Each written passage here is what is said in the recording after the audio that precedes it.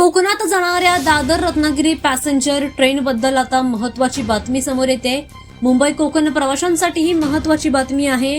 दादर ते रत्नागिरी पॅसेंजर गाडी सध्या दादरऐवजी दिवा स्थानकावरून धावणार असल्याची माहिती समोर येते। माहितीनुसार सीएसएमटी ते कुर्ला दरम्यान सुरू असलेल्या प्रकल्पांमुळे आणि रेल्वे मार्गावरील गर्दीमुळे हा निर्णय घेण्यात आला। या मार्गावर मोठ्या प्रमाणात लोकल आणि लांब पल्ल्याच्या गाड्यांची वाहतूक असल्यामुळे तणाव वाढलाय। त्यासोबतच दादर स्थानकावरून गाडी चालवण्यासाठी आवश्यक असलेल्या 5व्या आणि 6व्या रेल्वे मार्गिकेचं काम अद्याप पूर्ण झालेलं नाहीये आणि त्यामुळे तात्पुरता उपाय म्हणून ही गाडी दिव्यावरून चालवली जात आहे।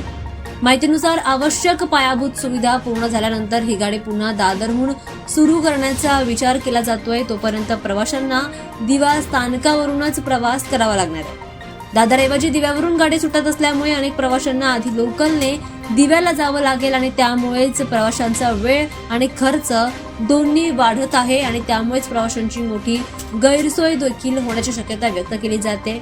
दरम्यान प्रवाशांकडून पुन्हा दादरहून सेवा कधी सुरू होणार असा प्रश्न सध्या विचारला जातोय। मात्र तोपर्यंत प्रवाशांना दादरवरून ट्रेन पकडावी लागेल।